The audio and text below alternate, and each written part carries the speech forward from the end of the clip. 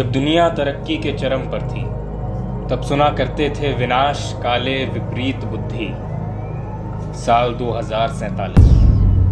जिंदा और मुर्दे में बस इतना फर्क कि एक सांस ले पाता है, और वो भी आधी। इस दलदल में फंसे हुए नोटों के नीचे दब जाएं, ऐसी गुलामी। पर आज 5 गुलाम उठे थे उसी दलदल से, उनके हाथ खून से सुर्ख लाल। आज काल में विनाश त्रिपाठी का लिखा था, सरेआम मारा गया जय त्रिपाठी और खूनी ये 5। त्रिपाठी ना तो राजनीति से महान हुआ, ना ही वो किसी गरीब का भगवान था, पर देश भर में मानो बस उसी का सिक्का चलता हो। जिंदा हो या मुर्दा, सब उससे होकर गुजरते थे। आज त्रिपाठी तो मारा गया और खूनी है 5, मगर इस खून की कुर्बानी आखिर देगा कौन, प्यादा या वजीर? तुम्हारे पास बस एक ही रास्ता है। रात 12 बजे से पहले किसी एक को अपना गुनाह कबूल करना पड़ेगा और बाकी सबको रिहा कर दिया जाएगा। अगर ऐसा नहीं किया तो तुम पांचों अपनी आज़ादी से हाथ धो बैठोगे। या तो कोई एक सूली पे चढ़ेगा या फिर तुम सब यहीं सड़ते रहोगे। मैं कानून एक आखिरी बार तुम्हारे हाथ में देता हूँ। लिखो जो करना चाहते हो कुर्बान, खूनी का नाम या अपनी आज़ादी। अरे मैंने कोई खून नहीं किया। और कहाँ गए तुम? और मुझे क्यों रखा इन चारों के साथ? अरे मैं तो इनको जानता तक नहीं। कोई सबूत भी है क्या तुम्हारे पास? फंसाया जा रहा है मुझे। अरे फंसाया जा रहा है मुझे। निकालो मुझे यहाँ से, मैं सब सच बता दूंगा। निकालो मुझे, फंसाया जा रहा है। फंसाया जा रहा है मुझे। समझ नहीं आ रहा क्या तुम्हें? ये रोने चिल्लाने से कुछ नहीं होगा। निकालो मुझे यहाँ से। मैं नहीं जानता ये लोग कौन है, क्या बोल रहे हैं। नहीं जानता इनको। फंसाया जा रहा है। अरे बस, मैंने कहा ना ये रोने चिल्लाने से कुछ नहीं होगा। यहाँ कोई नहीं सुनने वाला है हमें। मुझे तो ये समझ नहीं आ रहा कि हमसे चूक कहाँ हुई।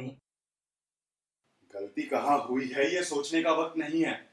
हमें ये सोचना पड़ेगा कि अब सजा कौन भुगतेगा। जब गुनाह एक साथ किया है तो सजा भी एक साथ ही भुगतनी होगी। हम में से किसी एक से तो कहीं गलती हुई है, क्योंकि इतने सारे लोगों में हम पांचों का पकड़ा जाना कोई इत्तेफाक नहीं है। तुम लोगों ने सुना था ना, अगर हम में से कोई ये जुर्म कबूल नहीं करता है तो हम सब यहीं फंसे रह जाएंगे। अगर पता होता कि ले देकर यहीं पहुंचना है तो ये सब कभी नहीं करता। लेकिन अब जब कुछ लोगों के पास रास्ता है बचने का, तो हमें ये सोचना चाहिए कि आगे करना क्या है। जो करना है वो साफ है, सब इसी की वजह से हुआ है। मैंने पहले ही बोला था सबको, केवल इसका हमारे साथ होना ही हमारे लिए बहुत बड़ी दिक्कत खड़ी कर देगा। कहना क्या चाहते हैं आप? यही कि धर्म का ढोंग करना बंद कर। इसी के मुंह खोलने की वजह से आज हम यहाँ पर फंस चुके हैं। तेरे मंत्रों से कुछ हासिल होने वाला नहीं है। आप मुझे मेरा मजहब ना सिखाएं। अगर मुझे किसी को फंसाना ही होता तो मुझे दोबारा सोचने की जरूरत नहीं पड़ती। देखा, मैंने पहले ही बोला सबको, हमें फंसाने से पहले बिल्कुल नहीं हिचकिचाएगा। आज अगर हम यहाँ सड़ रहे हैं तो सिर्फ इसी की वजह से। इन बेतुके इल्जामों से अब हमारा वक्त जाया मत करिए। अगर आपको पहले ही मुझ पर शक था तो हमारे साथ जुड़ने का भी कोई मतलब नहीं था। अगर पहले पता होता तू हम सबको यहाँ फंसा देगा तो त्रिपाठी से पहले तुझे मरवा अगर देगा। ऐसे ही लड़ते रहे हम सब तो यहीं फंसे रह जाएंगे। तो आप ही दिखाइए कोई रास्ता यहाँ से बाहर निकलने का। रास्ता तो हमेशा से साफ था ना रहमान। 4 लोगों की आजादी और किसी एक की मौत।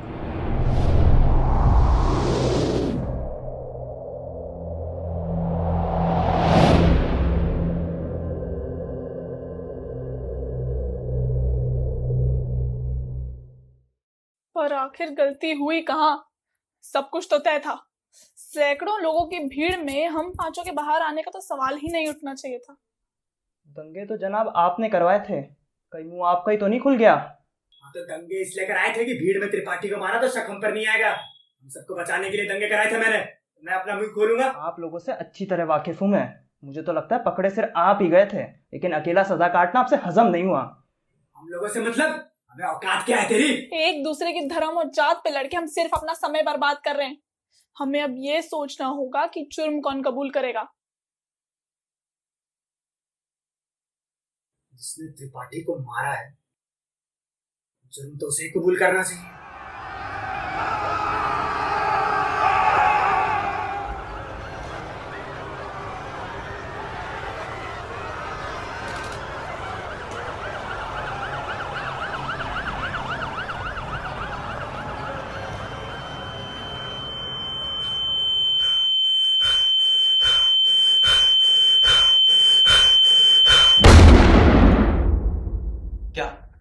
तरफ क्या देख रहे हो तुम सब?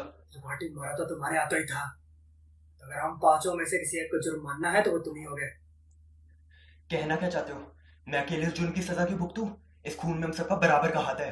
हाँ, हम सबका हाथ है, पर अब पांचों के फंसने से तो बेहतर यही होगा कि कोई एक ये जुर्म कबूल कर ले। तो इसलिए तुम सबने मुझे गुनहगार बना दिया? फिर गोली भी तो तुम्हारे हाथों से चली थी।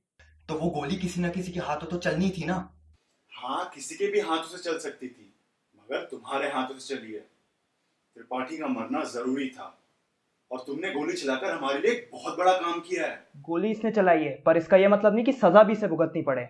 गलती तो उसकी भी जिसने उसके हाथ में बंदूक दी, और दंगे दंगे तो इन्होंने करवाए थे। हम पांचों रिस्पॉन्सिबल है, तभी आज हम सब यहाँ पर हैं। इसमें इतना हम तीनों का हाथ है, उतना तुम दोनों का भी है। पर गलती चाहे किसी की भी हो, सजा तो उसे मिलनी चाहिए जिसने जान ली है। हाँ, तो अगर ये काम पांचों का है तो सारा इल्जाम दीक्षित के सर डालना जायज नहीं है। तुम सब तो उस पर ऐसे टूट पड़े हो जैसे सारी गलती उसकी हो। पर गोली चलाने की हिम्मत भी तो इसी ने की थी, तब जिम्मेदारी भी लेनी होगी। अगर गलती की है तो सजा भी भुगतनी पड़ेगी। गलती? त्रिपाठी को मारने से पहले क्या किसी ने एक बार भी सोचा था कि हमारी छोटी सी गलती हम पर इतनी भारी पड़ सकती है? Did it ever cross your mind? तुम सब सारा इल्जाम मेरे सर पे बस इसलिए डाल रहे हो क्योंकि मैंने गोली चलाई। गोली चलाना उतना ही बड़ा जुर्म है जितना मर्डर प्लान करना। And now that we are talking about the crime, तो हाँ, मैंने गोली चलाई। एक जुर्म। कश्यप ने इलीगल वेपन्स प्रोवाइड किए थे। उसने और क्या क्या नहीं किया है उससे तो हम सब वाकिफ हैं। त्रिपाठी के हर छोटे कारनामे में शिखर कश्यप का नाम हमेशा उछला है, अब चाहे वो उसका सोशल वर्क हो या ना जाने उससे जुड़े कितने घोटाले। So if we are actually trying to figure out who deserves to be sentenced, it should be him. What? That's complete nonsense. It has no relation to what we're dealing with right now. मैं उसके पीछे इसलिए खड़ा रहा क्योंकि इस operation के लिए उसका मुझ पे भरोसा होना बहुत जरूरी था। नहीं तो उस रैली में कभी आते ही नहीं। पर तुम लोग मुझ पर उंगली उठा रहे हो। Whatever I've done throughout my life, which is none of your business, has never made me end up like this. तुम लोगों की तरह अपने इमोशन में आके नहीं किया ये मैंने। Trust me. अगर ट्रिगर पे हाथ मेरा होता तो आज हम सब यहां सड़ नहीं रहे होते। और एक बात, अगर गलती किसी से हो सकती है तो वो तुम चार हो, मैं नहीं। अच्छा, तो तुम ये कहना चाहते हो कि तुमसे कभी गलती ही नहीं हो सकती? अगर तुम भूल गए हो तो तुम्हें याद दिला दूं कि त्रिपाठी से अकेले भिड़ने की तुम्हारी वो एक गलती हम सब पर भारी पड़ने वाली थी। और जहां तक गुनाह करने की बात आती है तो हम सबको पता है यहाँ पे सबसे नीच इंसान कौन है। तेरी इतनी हिम्मत? आपको नहीं कह रहा मैं, हर चीज आपके बारे में नहीं होती है जनाब। मैं तो इसे कह रहा हूं जो त्रिपाठी का भी अपना ना हो सका। ठीक है, लेकिन ये याद रखना कि आज अगर मेरे मरने की खबर बाहर जाती है, then my men will make sure you don't see the next morning. अपनी जान बचाने के लिए और कितनी जाने लोगे तुम? आप ना अपनी चिंता करिए, हमारा ख्याल हम खुद रख लेंगे। ये फालतू की धमकियां देने सब कुछ नहीं होगा। ना तो आप हमें पाल सकते हैं, बाहर के लोग आपके नाम पर हमारा कुछ भी उखाड़ सकते हैं। हमारी तरह आप भी नियत हो चुके हैं बिल्कुल। बड़ी जल्दी तुमने अपना रंग बदल लिया बेड़ेकर। भूल गए हो क्या कि तुम्हारी रोजी रोटी कौन चलाता है? मैं अगर एक इंसान का घर चला सकता हूं तो तुम सबका भी घर चला सकता हूं। पैसों से दुनिया के सारे ऐशो आराम खरीदे जा सकते हैं, और ये प्लान ये प्लान बस एक सपना रह जाता तुम सबके लिए अगर इसमें मैंने अपना पैसा नहीं लगाया होता। इसलिए सुनो मेरी बात ध्यान से। अगर दीक्षित आज अपना जुर्म कबूल कर लेता है तो यहां से निकलने के बाद श्योर यू और तुम्हारे परिवार की आने वाली सारी पीढ़ियां बिना काम के रईसों वाली जिंदगी जिएगी। अपने पैसों से अब आप आजादी वाली जिंदगी खरीद लेंगे। धीरे धीरे अपनी जान बचाने के लिए त्रिपाठी की तरह बनते जा रहे हैं आप। और पैसों से आजादी का सौदा तुम उन लोग के साथ भी कर सकते थे जिन्होंने हमें यहाँ पकड़ के रखा है। कुछ चीजें पैसों से खरीदी नहीं जा सकती हैं, और हम सब यहाँ पर पैसों के लिए नहीं हैं। अगर पैसों की जरूरत होती तो मारने की नौबत नहीं पड़ती। जिस परिवार की आप बात कर रहे हैं उसी को त्रिपाठी ने मुझसे छीन लिया था। पैसों के लिए उसने ना जाने कितनी जिंदगियों को बर्बाद कर दिया। मसीहे का नकाब पहने वो बस एक धोखेबाज था। हम सब ने कुछ ना कुछ खोया है त्रिपाठी की वजह से। उस शैतान के जीते जी एक आम इंसान की जिंदगी कीड़े से भी बदतर थी, और फायदे में थे सिर्फ तुम जैसे बिजनेसमैन जो अपने पैसों के आगे अंधे होते हैं, सिर्फ और सिर्फ तुम जैसों की वजह से त्रिपाठी न जाने कितनी जिंदगियों को बर्बाद कर सका। त्रिपाठी को तो मरना ही था और अब सजा तुम्हें मिलेगी। हाँ, कहा जाए तो था मैं त्रिपाठी का राइट हैंड। उसके सारे काले धंधों की जिम्मेदारी मेरी थी, पर मैं सबसे निकलना चाहता था, नहीं रहना था मुझे उसकी परछाई बनकर।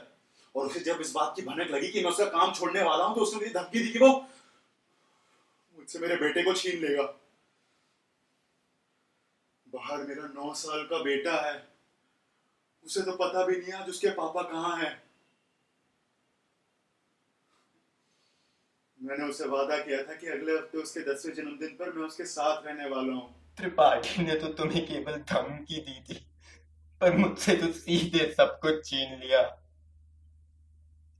बचपन से ही कभी किसी ने ना मुझे समझने की कोशिश की और ना ही एक्सेप्ट करने की।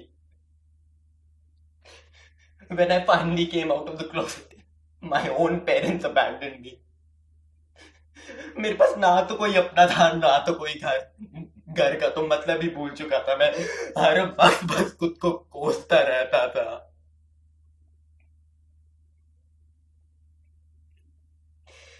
लेकिन करण के आने के बाद सब बदल गया था। जब मैं खुद को नहीं समझ पाया था, वो एक ही था जिसने मुझे समझा था। वो मेरे लिए मेरा सब कुछ था, and I loved him. पर त्रिपाठी ने उसे भी छीन लिया मुझसे।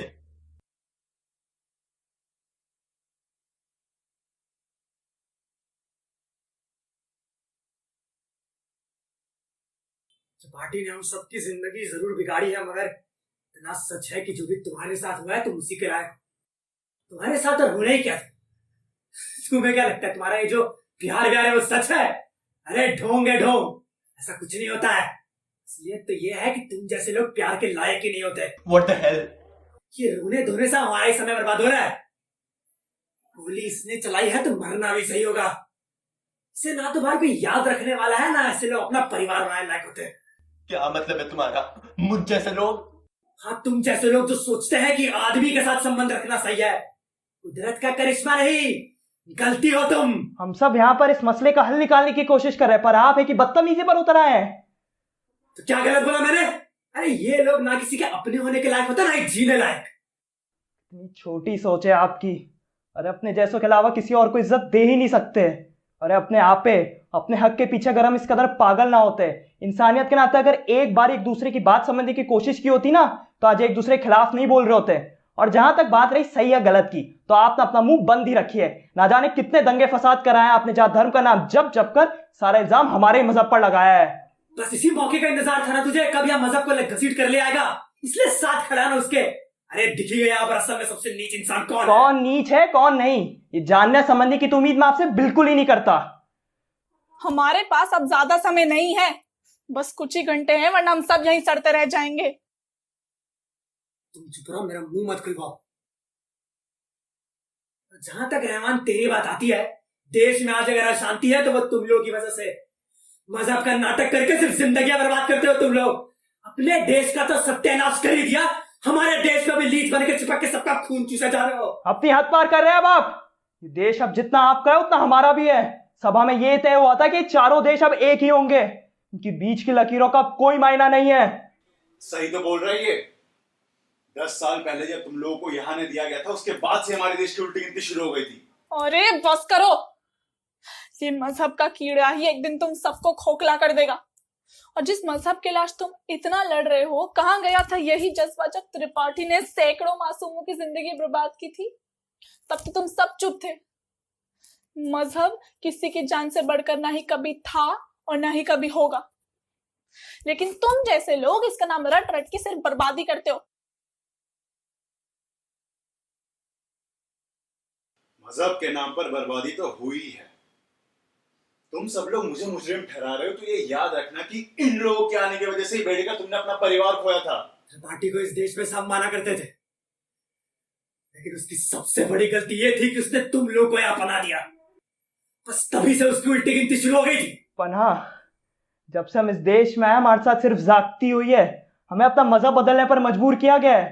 राशन पानी देने से मना किया सिर्फ इसलिए क्योंकि हम दूसरे मजहब के हैं। अरे भूखा मरने को छोड़ दिया गया था, वो भी अकेला। कहने को तो सब एक हो गए, लेकिन आज भी हमारे साथ परायों की तरह बर्ताव किया जाता है। हाँ तो तुम लोगों के साथ यही होना चाहिए। पूरे देश में दहशत फैला कर भी तुम्हारी आतंक की भूख नहीं मिटती। इस देश में जीने का कोई हक नहीं है तुम्हें। आपकी सोच और धर्म को ना मानने वाले लोगों को आप जान से मारना ठीक समझते हैं और दहशतगर्द हमें कहते हैं।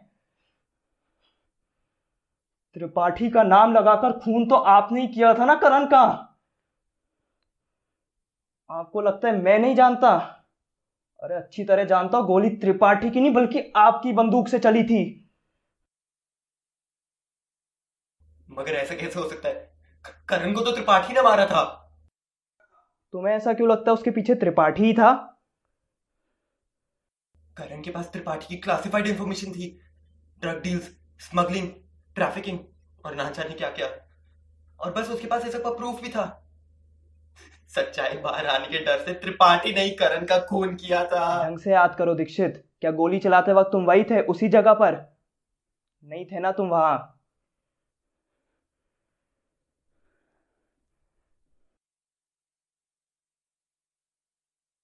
मैंने अपने बारे में और अपने जैसे लोगों के बारे में बहुत कुछ सुना है।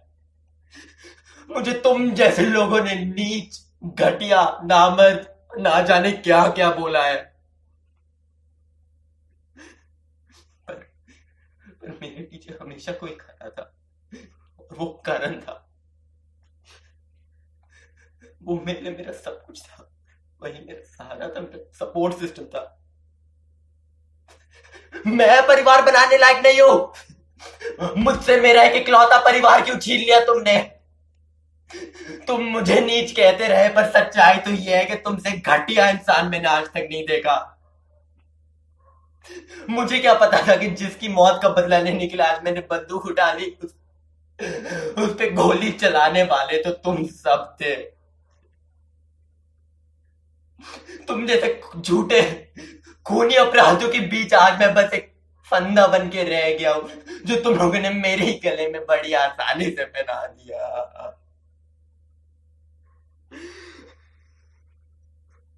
never thought someone like you could stoop so low.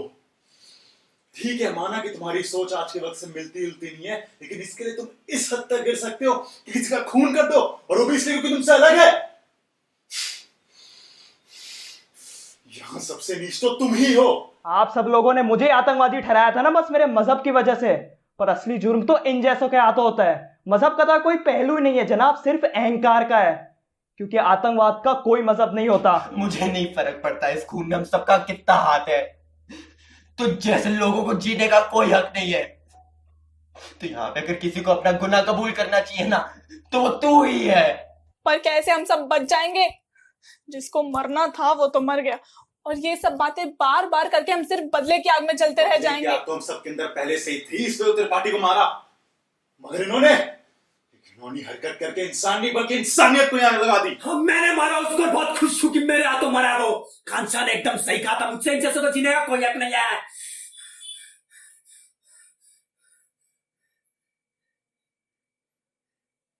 खानशाह बताओ, तुम बताओगी या मैं ही बता दूं? तुम सबको क्या लगता है इस प्लान की शुरुआत कैसे हुई थी? अरे करण तो बस एक प्यादा था जिसकी कुर्बानी से वजीर तक का रास्ता साफ हो गया। अरे शतरंज की असली खिलाड़ी हमेशा से आकांक्षा ही थी।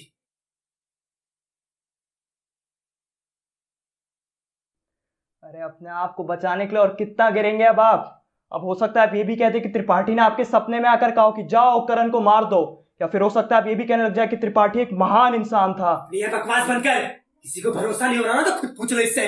इसी ने कहा था मुझसे कि अगर दीक्षित के हाथों से गोली चलती है तो सारा जुल्म दीक्षित के सर पे आ जाएगा। और देखो आज वही हुआ।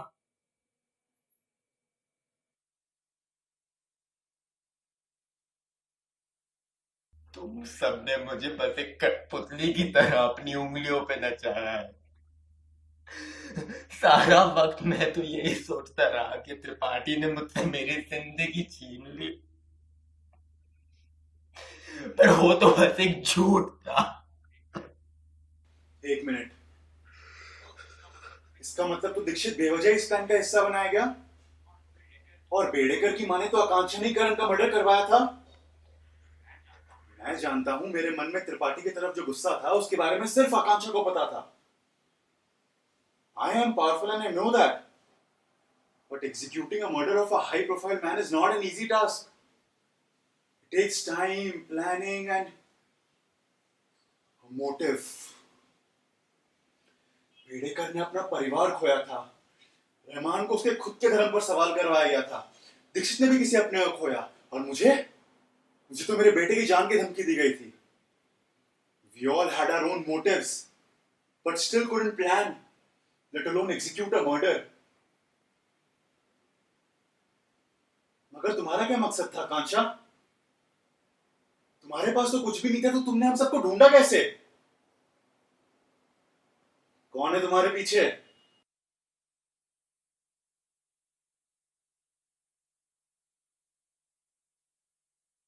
कौन है मेरे पीछे?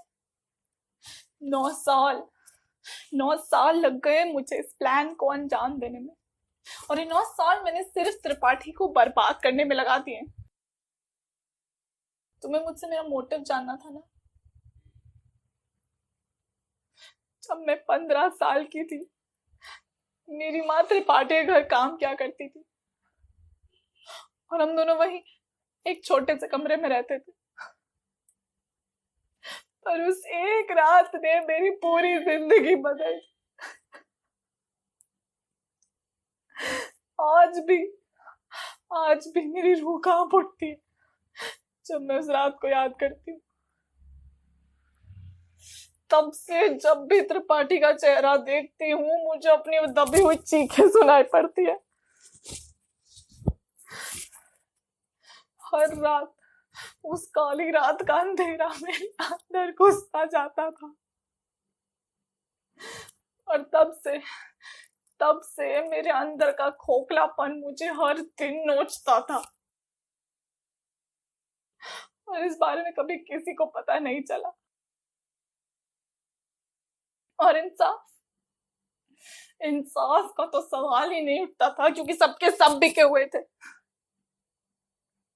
अगर एक कोर्ट मुझे इंसाफ नहीं देगी, मेरे देशवासी मुझे इंसाफ नहीं देंगे, ये मीडिया में इंसाफ के लिए आवाज नहीं उठेगी, तो मैं लड़ूंगी अपने इंसाफ के लिए। क्योंकि त्रिपाठी को तो मरना ही था, उसको हर जन्म ऐसी ही मौत मरना है। पर अब भी मुझे ये नहीं समझ आ रहा कि क्यों मुझे लगा था कि जान लेने से ये सब ठीक हो जाएगा, क्योंकि कुछ भी नहीं बदला।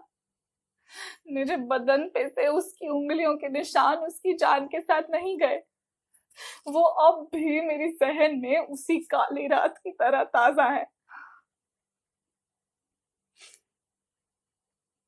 मेरे पीछे कोई नहीं है, मेरे आगे कुछ नहीं है, मेरे पीछे कुछ नहीं है। अगर देनी है तो दे दो मुझे फांसी। आखिर एक इंसान कितनी बार मर सकता है? पर इस सब में करण की क्या गलती थी? उसने तुम्हारा क्या बिगाड़ा था? कुछ नहीं बिगाड़ा था उसने। बस इतना समझ लो कि तुम्हारे मौजूद होने से हम पर कोई उंगली तक नहीं उठाता। करण को निशाना इसीलिए बनाया गया था कि तुम भी त्रिपाठी से उतनी ही नफरत करो जितनी इतने सालों तक मैंने की थी। तुम्हारी कम्युनिटी आज उस मुकाम पर है जहां तुम्हारी लाइफस्टाइल, तुम्हारे तौर तरीकों पर कोई एक उंगली तक नहीं उठाता। तुम होते तो हमें सबकी सिंपैथी मिल जाती। Clearly you were wrong. हम पकड़े भी गए और यहाँ पर हमें सिंपैथी देने वाला भी कोई नहीं है। हाँ, मैं गलत थी। त्रिपाठी को मारने के बाद भी मुझे कोई सुकून नहीं मिला। इसने सब मान तो लिया है, सब जब इसी के कहने पर हुआ है, तुम्हारे सोचने का कोई मतलब नहीं है। मुझे तो मेरा इंसाफ अभी भी नहीं मिला है। मारा चाहे तुमने हो या तुमने, खोया तो सिर्फ मैंने है। तो सिर्फ उसे नहीं, तुम सबको भी मिलनी चाहिए। तुम जैसे घटिया इंसानों को जिंदा रहने का कोई हक नहीं है। सच ही कह रहे हो तुम। इन लोगों ने जात मजहब हर चीज का ढोंग बना दिया है। इन लोगों पे कभी भरोसा ही नहीं करना चाहिए था। इंतजार करना तुझे कब वो सब खुलेगा, तो हम क्यों उसके बोले? साथ खड़ा ना उसके। I have a lot of contact outside. I just need one call and I can get away. फिर साले सर तेरे तू जब बाबू बंदी रख, तेरे मुंह खोलने की वजह से आधा नंबर फंस चुका है। आप तो चुप ही रहिए। आपकी पैसे निकल यार कुछ नहीं बोलेगी। आपकी बात सुननी ही नहीं चाहिए थी। फंसा पड़ा हूं मैं यहाँ पे। आपकी बात सुनी तभी आप फंसा पड़ा हूं। आपने पहले बिस्कुट को मरवाया। अभी अभी खबर आई है कि जय त्रिपाठी, जो हमारे देश के एक बड़े ही प्रभावशाली व्यक्ति हैं, उनकी चंद घंटों पहले हजारों लोगों के बीच एक रैली में सरेआम हत्या हो गई है। इस साजिश के पीछे 5 लोग, अमर बेड़ेकर, आकांक्षा शर्मा, आसिफ रहमान, पुनीत दीक्षित और शिखर कश्यप ने वहां से भागने की कोशिश तो की, मगर पुलिस की गोलियों से बच नहीं पाए।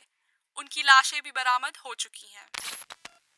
और अब आपके लिए हमारी अगली पेशकश, आप सब के दिलों को छूने वाला ये सुनहरा गीत।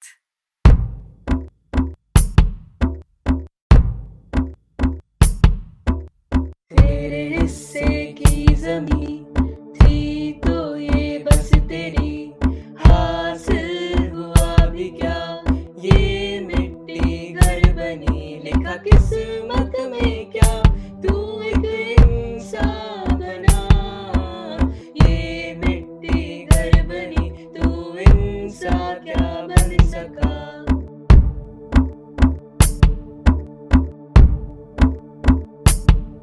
बाजार यूं बिक जाएंगे, तुम ही खुदा बन जाओगे, कीमत भी खुद बिक जाएगी, तो ये दाम किस पे लगाओगे।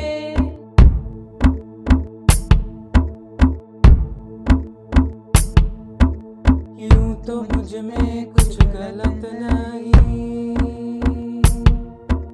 पर अलग बोले सारा जहां, रास्तों पर आबरू जब बिखरी यूं ही, जवाब मांगे कोई किससे कहाँ। क्या खाक ही इंसान है हम, जब धर्म पे लड़ते रहे, फिर बट गए हैं राहें हम, और जुर्म ये करते रहे।